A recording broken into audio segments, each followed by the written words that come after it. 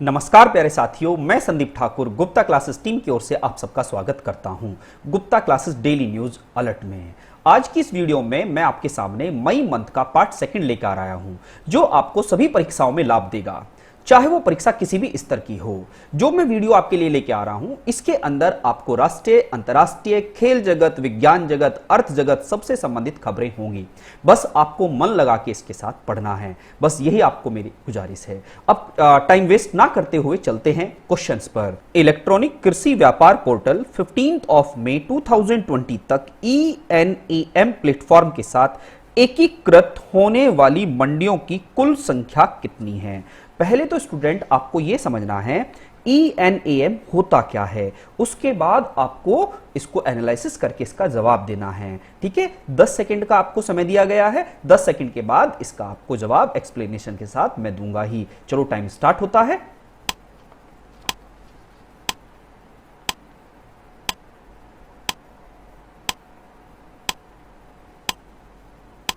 तो जैसा कि आपने देखा, क्वेश्चन का जवाब क्या है आपको पता होना चाहिए। क्या बताया? 1000। अब ये है क्या? 15 मई 2020 को कृषि मंत्रालय ने घोषणा की कि ENEM 18 राज्यों और 3 केंद्र शासित प्रदेशों में देश भर में 1000 मंडियों तक पहुंच गया है।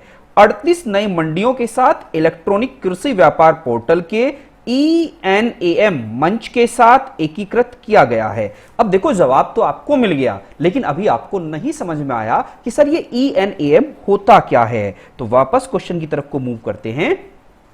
मैंने आपको बताया ENEM, तो ENEM का फुल फॉर्म क्या है? तो एक्चुअल स्टूडेंट ये कंप्लीट तो ये सेंटेंस है, prime minister electronics national agriculture market. फिर से पढ़िएगा, prime minister electronics national agriculture market, प्रधानमंत्री राष्ट्रीय कृषि बाजार। ओके स्टूडेंट, ये क्या है? किसानों की समस्या को दूर करने के लिए भारत सरकार ने एक स्कीम लॉन्च की थी। ऐसा क्यों? जिससे कि एक किसान अपने प्रोडक्ट को हिंदुस्तान की किसी भी मंडी में बेच सके ऑनलाइन माध्यम से। क्योंकि किसान की एक बहुत बड़ी दुविधा है, किसान फसल का प्रोडक्शन तो कर देता है, उत्पादन तो कर देता है, लेकिन उस प्रोडक्शन के बाद उसके सामने एक समस्या आती है कि उसको उचित दाम कौन देगा, क्योंकि मार्केट में बैठने वाले लोग किसान को बहुत ज्यादा शोषण करते हैं। इसी वजह से सरकार ने इस योजना को लॉन्च किया था। आज हिंदुस्तान में ये 1000 मंडियों तक पहुंच गया है, जिससे किसान ऑनलाइन माध्यम से अपनी फसल का उचित दाम पा सकता है। जैसे कोविड-19 के खिलाफ लड़ाई में किसान की एक अहम भूमिका है जो वो यहां पर निभाएगा, क्योंकि भीड़ तो इकट्ठा हो नहीं सकती, तो इस पोर्टल के माध्यम से वो अपनी फसल बेच सकता है। बेहतर मूल्य पाने हेतु किसान अपनी उपज को देश भर में बेच सकेंगे, किसान मंडियों में होने वाली परेशानियों से भी बच सकेंगे। ये था इसका मेन उद्देश्य। तो स्टूडेंट, शायद मैं उम्मीद करता हूं आपको समझ में आया होगा। अब नेक्स्ट क्वेश्चन में चलते हैं, और नेक्स्ट सवाल पर भी आपको 10 सेकंड का समय दिया जाएगा, और आप सोचिएगा और फिर बाद में देखिएगा आपके कितने गैस आपको अच्छा लगता है। तो चलते हैं नेक्स्ट क्वेश्चन पर। भारत सरकार ने फाइनेंशियल ईयर 2022 तक डैश का नवीनीकरण ऊर्जा स्थापना लक्ष्य निर्धारित किया है। तो अब ये होता क्या है? सोचिए मन में और 10 सेकंड में इसका जवाब दीजिएगा।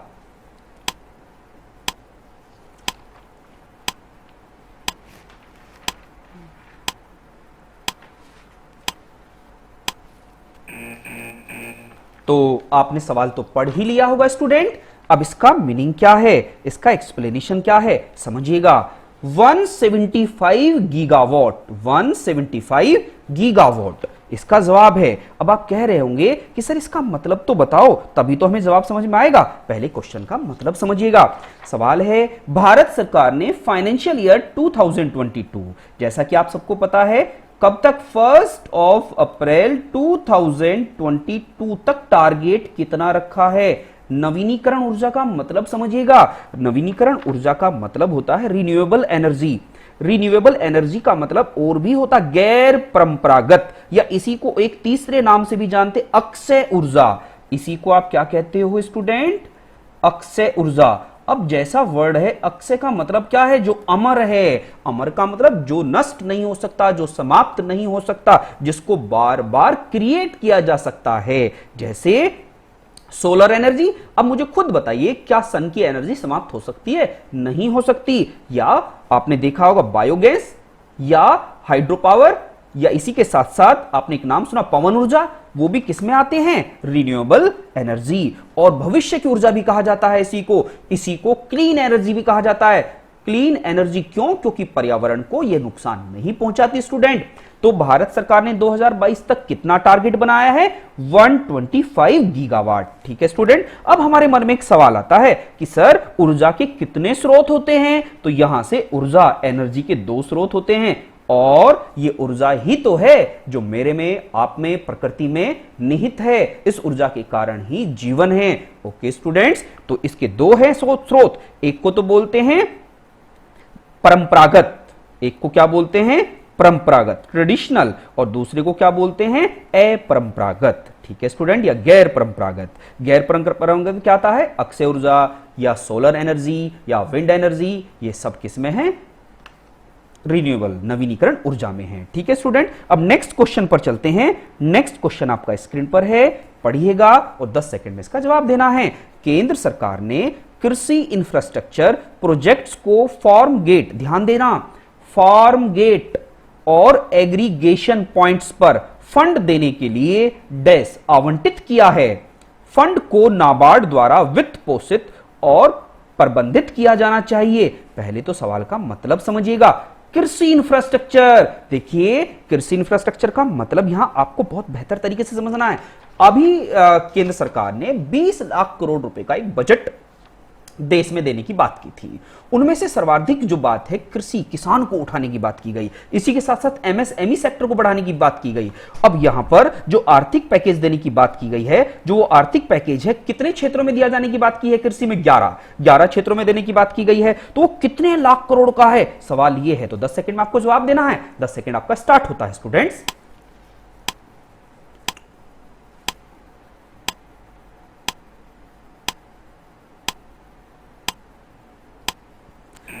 कितना है? 1 लाख करोड़। 1 लाख करोड़ रुपए कृषि के क्षेत्र में, कृषि इंफ्रास्ट्रक्चर को मजबूत करने के लिए दिया गया है।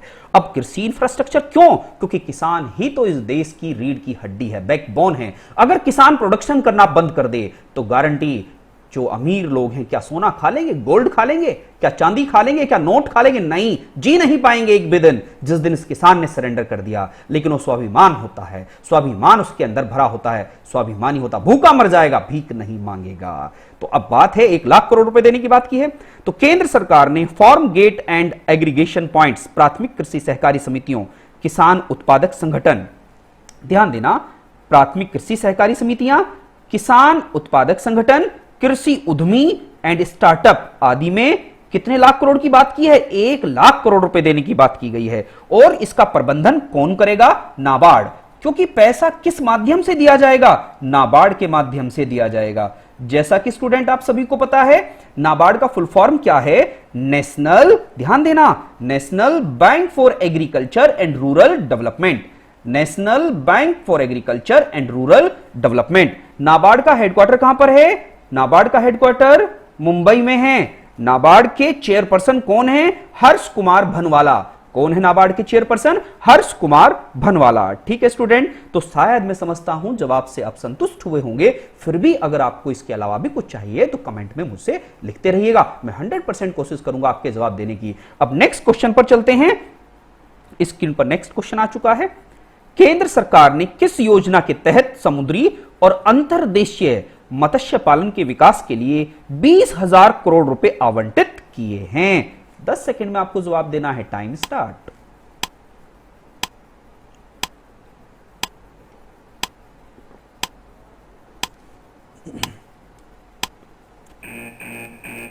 तो स्टूडेंट इसका जवाब क्या आएगा? आपको याद रखना है, आज भारत के अंदर बहुत सारी समस्याएं हैं। इन समस्याओं के समाधान के लिए सरकार को कदम उठाने होंगे। उन्हीं कदमों में से यह भी एक कदम है। क्या बताया है? देखिए इसका जवाब क्या मिलेगा आपको? प्रधानमंत्री मत्स्य संपदा योजना। क्या है स्टूडेंट योजना का नाम? याद रखना है, PMMSY, प्रधानमंत्री मत्स्य संपदा योजना।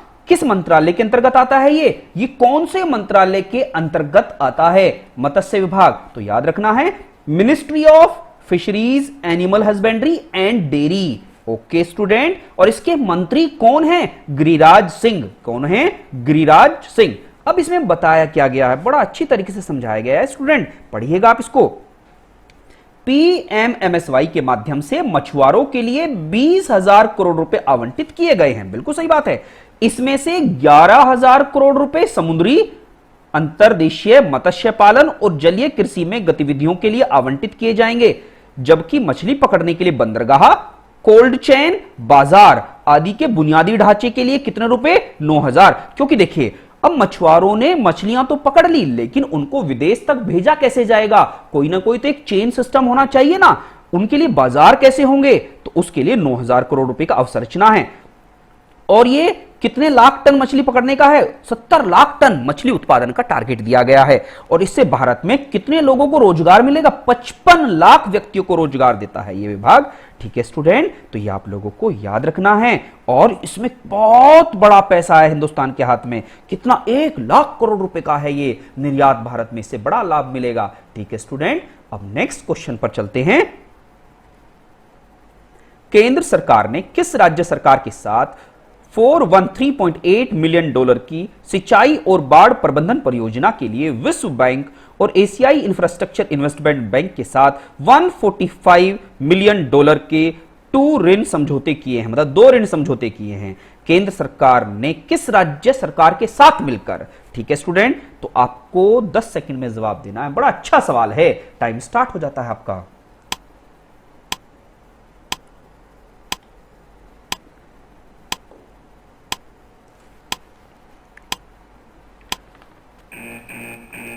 तो जवाब पे चलते हैं। वेस्ट बंगाल किसके साथ स्टूडेंट? वेस्ट बंगाल। भारत सरकार और पश्चिम बंगाल सरकार ने पश्चिम बंगाल के दामोदर घाटी कमान क्षेत्र, ठीक है, डीवीसीए में सिंचाई सेवाओं और बाढ़ प्रबंधन में सुधार के लिए पश्चिम बंगाल प्रमुख सिंचाई और बाढ़ प्रबंधन परियोजना के लिए 2 ऋण समझौतों को शामिल किया गया है। और किन किन संस्थाओं के साथ हुआ है ये? वर्ल्ड बैंक और AIIB। जैसा कि आप सभी को पता है स्टूडेंट, विश्व बैंक, वर्ल्ड बैंक में नंबर ऑफ मेंबर्स कितने हैं? 189। बार बार रिपीट क्यों कराता हूं? जिससे सुनने के कारण आपको याद हमेशा बना रहे, क्योंकि हम इंसानों की एक समस्या होती है, अगर हम किसी चीज को कुछ दिनों के गैप में पढ़ते हैं तो भूल जाते हैं, और बार बार अगर कानों में वो आवाज पड़ती रहे तो हमें हमेशा याद रहती है। इसी वजह से इस चैनल का इनिशिएटिव है, जिससे कि हमसे जुड़े हुए विद्यार्थियों को लाभ मिल सके। और मैं हर चीज को बार बार रिपीट करूंगा तो आपको पक्का याद हो जाएगा। तो वर्ल्ड बैंक में नंबर ऑफ मेंबर्स कितने हैं? 189। अब मैंने कल की क्लास में ही बताया था, कल की क्लास में वर्ल्ड बैंक के प्रेसिडेंट का नाम बताइए कमेंट बॉक्स में, प्लीज कमेंट करिएगा और वर्ल्ड बैंक के प्रेसिडेंट का नाम बताइएगा। और वर्ल्ड बैंक का अन्य नाम क्या है यह भी आपको बताना है। ठीक है स्टूडेंट, अब दूसरा संस्था है AIIB। अब ये AIIB क्या है? जैसा कि फुल फॉर्म है ही, Asian infrastructure investment bank. Asia के इंफ्रास्ट्रक्चर में इन्वेस्टमेंट करने के लिए जो बैंक है उसको AIIB के नाम से जाना जाता है। अब AIIB का हेडक्वार्टर कहां पर है स्टूडेंट? AIIB का हेडक्वार्टर बीजिंग में है। कहां पर है? बीजिंग। और बीजिंग क्या है? Beijing is the capital of China. ये भी आप लोगों को याद रखना है, बीजिंग किसकी कैपिटल है? चाइना की। AIIB में कुल कितने मेंबर है? 78। अब आपसे सवाल है, AIIB के प्रेसिडेंट का नाम बताइए, कमेंट बॉक्स में लिखिएगा, जिससे मैं समझ पाऊं कि आप एक्टिव हैं, और मुझे उम्मीद है कि आप एक्टिव होंगे। ठीक है स्टूडेंट, अब नेक्स्ट क्वेश्चन पर चलते हैं। नाबार्ड ने किस भारतीय राज्य सहकारी बैंक के माध्यम से किसानों को निरंतर ऋण प्रवाह सुनिश्चित करने के लिए 1500 करोड़ रुपए जारी किए हैं? जैसा कि मैं अभी आपको बता चुका था नाबार्ड के बारे में, फिर सवाल रिपीट हुआ है, तो आपको 10 सेकंड में जवाब देना है स्टूडेंट।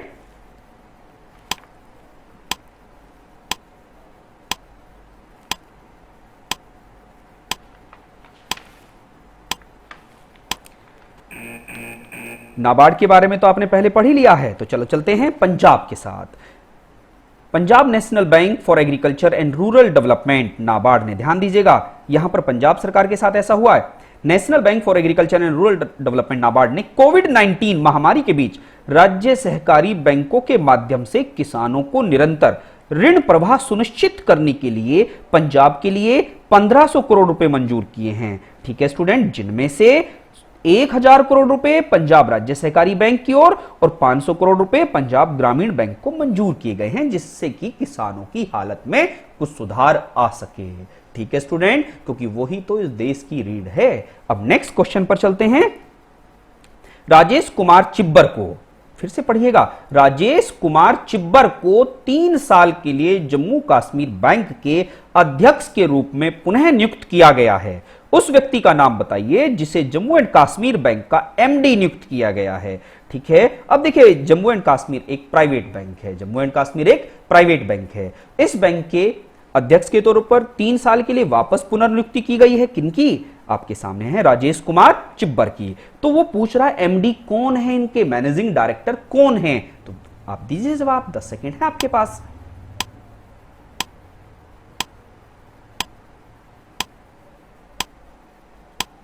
तो कौन है स्टूडेंट? जुबेर इकबाल। कौन? जुबेर इकबाल। अब देखिए ये सारी की सारी चीजें तो आपको समझ में आ ही गई होंगी। यहीं पर मैं थोड़ा सा आपको एक स्ट्रक्चर भी बता देता हूं। जैसे कुछ दिन पहले क्या अगर मैं बात करूं, भारत के बैंकिंग इतिहास में 2017 से बहुत बड़ा बदलाव आया है। बहुत सारे पब्लिक सेक्टर बैंक, मुझे याद है 2017 में हिंदुस्तान में टोटल पब्लिक सेक्टर बैंक 27 हुआ करते थे, जो 2020 तक आते आते कितने रह गए? 12। आज भारत में कितने पब्लिक सेक्टर बैंक है? ध्यान दीजिए, लिखते चलिएगा। पब्लिक सेक्टर बैंक 12 हैं। अगर मैं आपसे बात करूं प्राइवेट बैंक कितने हैं स्टूडेंट, तो प्राइवेट बैंक हिंदुस्तान में 22 हैं। और अगर आपसे कोई पूछे सर रीजनल रूरल बैंक, ग्रामीण बैंक, क्षेत्रीय ग्रामीण बैंक कितने हैं, 43 हैं। अगर आपसे कोई सवाल पूछे सर स्मॉल बैंक कितने हैं, स्मॉल फाइनेंस बैंक कितने हैं स्टूडेंट, 10 हैं। और कोई पूछे पेमेंट बैंक कितने हैं, जैसे आपने एक दो बैंक का नाम सुना होगा, एयरटेल पेमेंट बैंक कितने हैं स्टूडेंट, 6 हैं। और विदेशी बैंक कितने हैं, विदेशी बैंक फॉरेन बैंक विदेशी बैंक कितने स्टूडेंट, 44। तो ये आज स्ट्रक्चर है भारत में बैंकों का। और इन सभी बैंकों के पितामह के तौर पर भारत का रिजर्व बैंक ऑफ इंडिया है, जो इन सभी बैंक को नियंत्रण करने का काम करता है। अब नेक्स्ट क्वेश्चन पर चलते हैं स्टूडेंट। विशाखापत्तनम में एलजी पॉलीमर इंडिया लिमिटेड से स्टाइलिन गैस, ये ध्यान देना, स्टाइलिन बहुत बड़ी त्रासदी हुई थी इससे कि रिसाव की जांच करने के लिए आंध्र प्रदेश सरकार द्वारा गठित 5 सदस्यीय उच्चाधिकारी समिति के प्रमुख का नाम बताइए कि किस कारण ये इतनी बड़ी त्रासदी हुई, क्यों हुई, क्या इसके पीछे कारण थे, कौन लोग थे इनके पीछे, इस पूरी की पूरी घटना के पीछे। तो उस समिति के अध्यक्ष का नाम पूछ रहा है। तो 10 सेकंड में आपको जवाब देना। बड़ा हाईलाइटेड रहा था न्यूज़पेपर में ये, और फेसबुक, ट्विटर, सोशल मीडिया पर भी बहुत बड़ा इस पर एक जोर शोर से आवाज उठी थी। बताइए जवाब।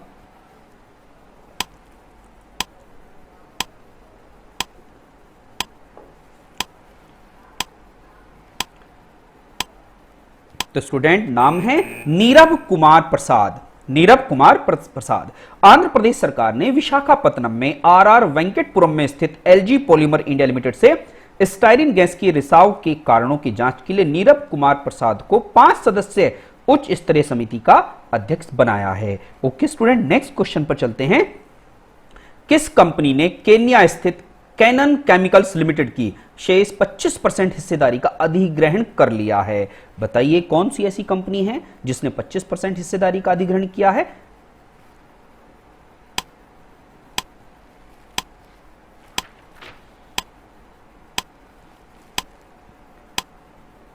तो इसका जवाब है गोदरेज ईस्ट अफ्रीका होल्डिंग्स। ध्यान देना, गोदरेज ईस्ट अफ्रीका होल्डिंग्स ने 25% क्या किया है, अधिग्रहण किया है। किस कंपनी का? कैनन केमिकल्स लिमिटेड का। ओके स्टूडेंट, अब नेक्स्ट क्वेश्चन पर चलते हैं। तो क्वेश्चन आपके पास है, CSIR के महामारी विज्ञान को समझने के लिए इंटेल इंडिया किस ट्रिपल आईटी के साथ मिलकर एक तेज और लागत कुशल कोविड-19 नैदानिक समाधान विकसित किया है? बताइए स्टूडेंट, किस ट्रिपल आईटी के साथ? ट्रिपल आईटी का फुल फॉर्म क्या है ये भी आपको जवाब देना है। ट्रिपल आईटी होता क्या है ये मैं आपको कुछ देर के बाद बताने ही वाला हूं, तो 10 सेकंड में आपको जवाब देना है।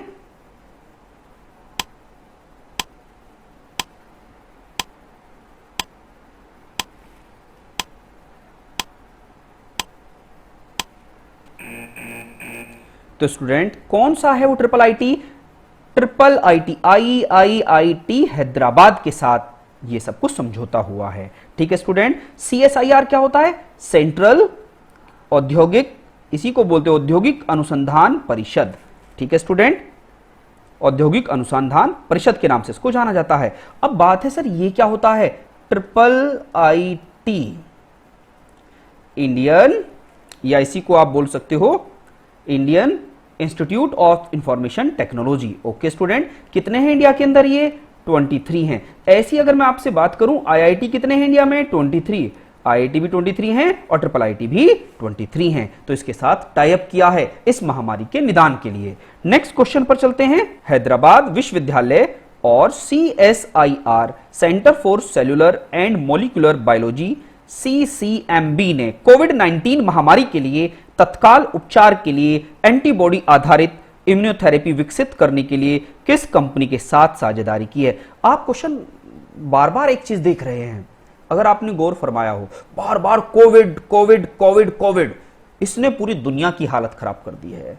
करंट अफेयर अलग ही कोविड पर बना दिया है। तो अब मैं आपसे एक बात कहूंगा, मैं 3 से 4 दिन में कोविड पर 2 घंटे का लेक्चर लेकर आऊंगा। उस 2 घंटे में जितने भी मैक्सिमम सवाल बन सकते हैं वो पूरे के पूरे क्वेश्चन मैं आपके साथ डिस्कशन करूंगा और उस टॉपिक को ही हम अलग तरीके से क्रिएट करके चलेंगे। ठीक है, तो उस वीडियो को जरूर मैं आपके सामने बीच में ही पब्लिश करूंगा उसको, जिससे कि आपकी नॉलेज डेवलप हो सके, क्योंकि ये सवाल पक्का बन ही गया है। आने वाली परीक्षाओं में, सभी परीक्षाओं में आएंगे इससे संबंधित सवाल, तो मैं आपको अलग से 2 घंटे की वीडियो कोविड पर दूंगा। ठीक है स्टूडेंट, तो अब सवाल है, हैदराबाद विश्वविद्यालय और CSIR centre for cellular and molecular biology ने एक साझेदारी के साथ एक सिस्टम विकसित किया है, उसका नाम पूछ रहा है। तो 10 सेकंड में आपको जवाब देना है, दीजिए।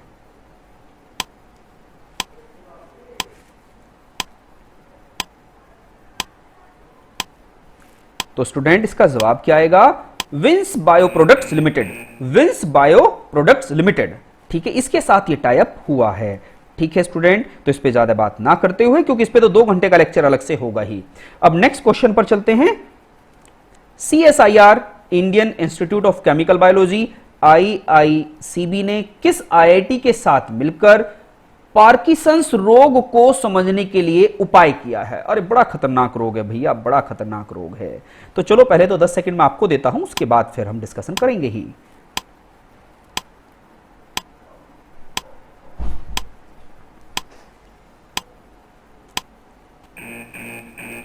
तो स्टूडेंट इसका जवाब क्या है? आईआईटी, पहले आईआईएसएम धनबाद के नाम से जाना जाता था, बट अब आईआईटी धनबाद है। Indian institute of technology Dhanbad के वैज्ञानिक और औद्योगिक अनुसंधान परिषद CSIR and Indian institute of chemical biology IICB के वैज्ञानिकों ने मिलकर, 3 संस्थाओं ने मिलकर पार्किंसंस की बीमारी को समझने के लिए एक समाधान निकाला है। पहले तो स्टूडेंट मैं आपको बताऊं ये पार्किंसंस होता क्या है। एक ये ऐसी बीमारी है जो दिमाग से संबंधित है, माइंड से संबंधित एक बीमारी है, जो किस कारण फैलती है? जैसे आपने सुना होगा आजकल फल हैं या सब्जियां हैं या कुछ ऐसे प्रोडक्ट्स हैं जिन पर केमिकल लगा के उसको रखा जाता है, उन केमिकल्स के कारण ये बीमारी उत्पन्न होती है। देखिए बड़ी भयानक बीमारी है। इस बीमारी से, जैसे मैंने इसको एनालिसिस किया, इस बीमारी में मुझे क्या दिखा, मैंने देखा जब मैं नेट पर सर्च कर रहा था कि पार्किंसंस बीमारी एक ऐसी बीमारी है, अगर इंसान चल रहा है वो चलता ही रहेगा, अगर वो पलक झपका रहा है तो उसके पलक कंप्लीट जो है वर्क नहीं करेंगे। अब देखो इतनी भयानक बीमारी है, तो इतनी बड़ी बीमारी से तो हालत और भी खस्ता हो सकती है। तो इस बीमारी का आज तक कोई भी इलाज नहीं ढूंढा गया है। ये गैर इलाज बीमारी है स्टूडेंट, बड़ी भयानक बीमारी है। ठीक है, तो ये मैंने आपको बताया है। तो इन्होंने, इन संस्थाओं ने मिलकर इसका समाधान निकालने की बात सोची है। अब नेक्स्ट क्वेश्चन पर चलते हैं। केंद्रीय मानव संसाधन विकास मंत्री ने कोरोना अध्ययन के तहत साइको सोशल इंपैक्ट ऑफ महामारी, बड़ा अच्छा एक इनिशिएटिव है, साइको सोशल, ध्यान दीजिएगा, इंपैक्ट ऑफ महामारी, बड़ा बड़ा इंपॉर्टेंट सवाल है, और लॉकडाउन और हाउ टू कोप विद पर 7 खिताब लॉन्च किए हैं। वर्तमान मानव संसाधन मंत्री के द्वारा। तो वर्तमान में मानव संसाधन मंत्री कौन हैं? एचआरडी मिनिस्टर कौन हैं? एजुकेशन मिनिस्टर कौन हैं? ठीक है, जिन्होंने किताब लॉन्च की है स्टूडेंट। याद रखना, केंद्रीय मानव संसाधन मंत्री एचआरडी मिनिस्टर ने कोरोना अध्ययन के लिए एक ई बुक के तौर पर लॉन्च किया है। ई बुक के तौर पर स्टूडेंट ध्यान देना है। ठीक है, तो अब वर्तमान में केंद्रीय मंत्री कौन है जो एजुकेशन से जुड़े हुए हैं? ठीक है स्टूडेंट, तो जवाब दीजिएगा मुझे इस सवाल का।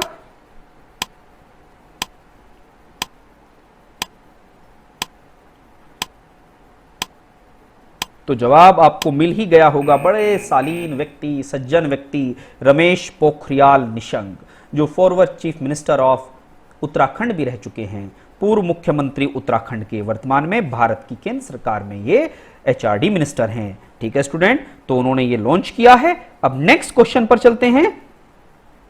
उस व्यक्ति का नाम बताइए जिसने वुहान डायरी, बहुत अच्छी किताब है Wuhan diary, dispatches from a quarantine city. Wuhan वही सिटी जहां से ये कोविड-19 महामारी शुरू हुई थी, चाइना का एक सिटी है। तो वो एक किताब का नाम है Wuhan diary dispatches from a quarantine city. पुस्तक किसने लिखी है? उस राइटर का नाम। बड़ी इंपॉर्टेंट किताब हो गई स्टूडेंट अभी आपके लिए, क्योंकि सवाल यहां से बनने की पूरी उम्मीद है। तो जवाब दीजिएगा, 10 सेकंड है आपके पास।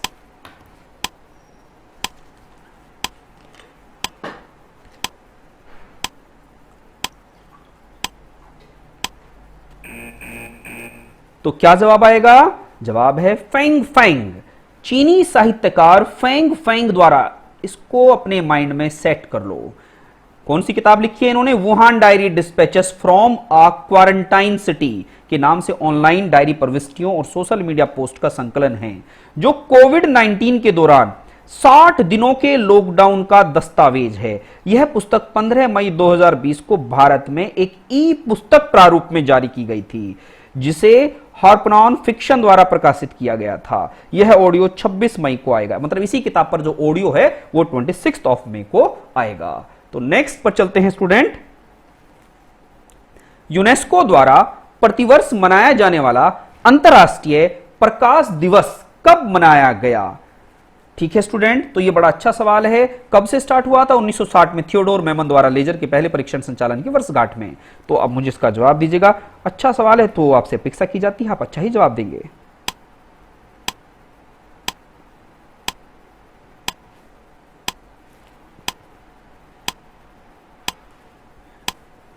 तो इसका जवाब क्या है स्टूडेंट? 16 of May. ध्यान देना, लाइट डे के नाम से जाना जाता है, इंटरनेशनल लाइट डे, IDL। ठीक है, अंतरराष्ट्रीय स्तर पर प्रकाश दिवस हर साल 16 मई को विश्व स्तर पर मनाया जाता है। 1960 में भौतिक विज्ञानी और इंजीनियर थियोडोर मेमन द्वारा लेजर के पहले सफल संचालन की वर्षगांठ का यह प्रतीक है। तो स्टूडेंट इसमें एक वर्ड आया यूनेस्को। तो अब सवाल है सर ये यूनेस्को क्या होता है? United Nation Educational and Scientific Cultural Organisation. बहुत बड़ी संस्था है यूनेस्को, जिसका हेडक्वार्टर कहां पर है स्टूडेंट? पेरिस। कहां पर है? पेरिस के अंदर इसका हेडक्वार्टर है। और आपसे सवाल है इसके डायरेक्टर जनरल का नाम बताइएगा। ठीक है स्टूडेंट, कल जब आपकी क्लास स्टार्ट होगी तो मैं आपसे यूनेस्को के बारे में कुछ जानकारी पूछूंगा। उम्मीद है कि आप इसको पढ़ के आएंगे। ठीक है स्टूडेंट, नेक्स्ट क्वेश्चन पर चलते हैं। केंद्रीय स्वास्थ्य मंत्रालय द्वारा सुझाए गए भारत में निम्नलिखित में से किस दिन प्रतिवर्ष 16 मई को मनाया जाता है? अब यह भारत सरकार की बात है स्टूडेंट। केंद्रीय स्वास्थ्य मंत्रालय द्वारा सुझाए गए भारत में निम्नलिखित में से किस दिन प्रतिवर्ष 16 मई को मनाया जाता है? तो 10 सेकंड में जवाब दीजिएगा।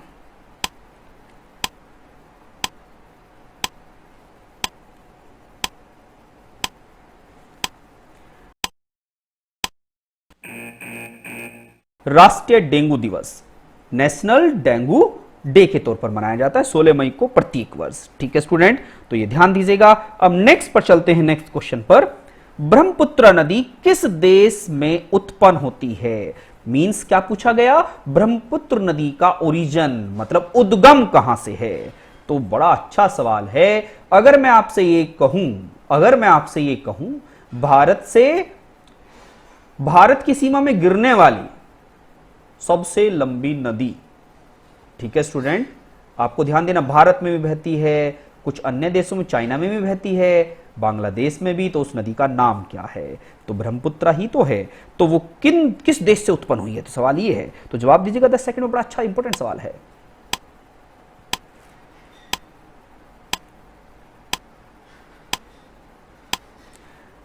कहां से स्टार्ट हुई स्टूडेंट? तिब्बत से स्टार्ट होती है। अब तिब्बत पर तो चाइना ने कब्जा किया हुआ है। अब चाइना तो एक ऐसा देश है जो साम्राज्यवादी नीतियों का पालन करता है, मतलब पूरी दुनिया में इंपीरियलिज्म पॉलिसी को लेकर चलता है, बहुत सारे देशों को निकल चुका है ये।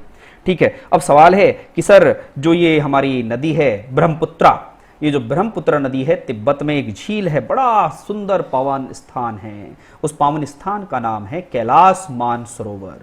कैलाश मानसरोवर, ठीक है स्टूडेंट, हिमालयन लेक मानसरोवर में उत्पन्न होती है। कितने किलोमीटर लंबाई है इसकी? 3848 किलोमीटर लंबाई है। ठीक है स्टूडेंट, ध्यान देना। अब अगर आपसे बात करूं मैं, भारत में सबसे लंबी नदी अगर बात करूं तो गंगा है। भारत में सबसे लंबी नदी अगर मैं बात करूं तो गंगा है। कितनी है? 2525 किलोमीटर है। ओके स्टूडेंट, अगर मैं दुनिया की सबसे लंबी नदी की बात करूं तो नील रिवर है। क्या स्टूडेंट? नाइल रिवर है। यह आपको ध्यान देना है। अब आपको यह बताता चलो मैं, इसे तिब्बत में किस नाम से जाना जाता है? यारलुंग वंशपो। और भारत में इसको क्या कहा जाता है? ब्रह्मपुत्रा, लोहित, सियांग और दिहांग। और बांग्लादेश में इसको क्या कहा जाता है? जमुना के नाम से जाना जाता है। किसको? ब्रह्मपुत्रा को। ठीक है स्टूडेंट, अब नेक्स्ट क्वेश्चन पर चलते हैं। भादला सोलर पार्क किस राज्य में स्थित है? अब जैसा कि मैं आपको पहले ही बता चुका हूं, सोलर एनर्जी विश्व की आने वाली जनरेशन की बहुत बड़ी ऊर्जा है और ये एक रीन्यूएबल ऊर्जा है, मतलब जिसको कभी समाप्त नहीं किया जा सकता, जिसका समाप्ति संभव नहीं है। इसी वजह से पूरी दुनिया रिन्यूएबल एनर्जी की तरफ को चल रही है, नवीनीकरण ऊर्जा की तरफ को चल रही है। तो सवाल ये पूछ रहा है, भादला सोलर पार्क किस राज्य में स्थित है? तो अब जवाब दीजिएगा, 10 सेकंड है, बहुत महत्वपूर्ण सवाल है। और ये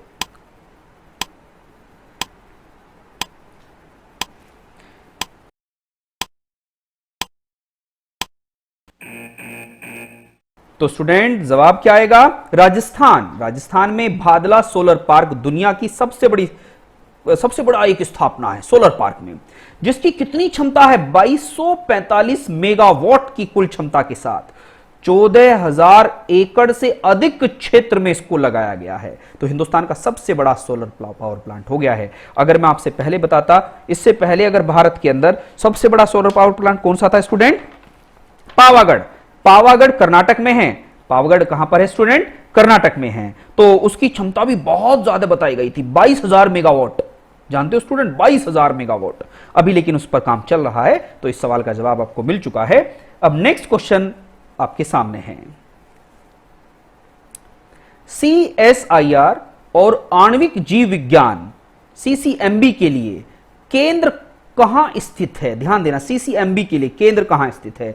मैसूर में है, कोलकाता में है, तिरुवनंतपुरम में है, या हैदराबाद में है, या कोचीन में है? 10 सेकंड में आपको जवाब देना है। टाइम स्टार्ट है आपका।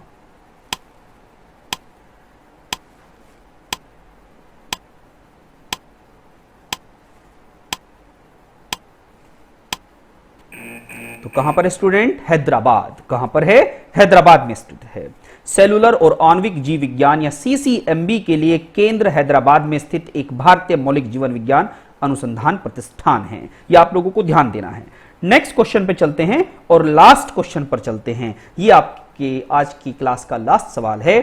पापीकोंडा राष्ट्रीय उद्यान किस राज्य में स्थित है? पापीकोंडा राष्ट्रीय उद्यान किस राज्य में स्थित है? जवाब दीजिएगा स्टूडेंट, 10 सेकंड है आपके पास। विद इन 10 सेकंड में जवाब देना, बड़ा इंपॉर्टेंट सवाल है। पापीकोंडा नेशनल पार्क किस स्टेट में स्थित है?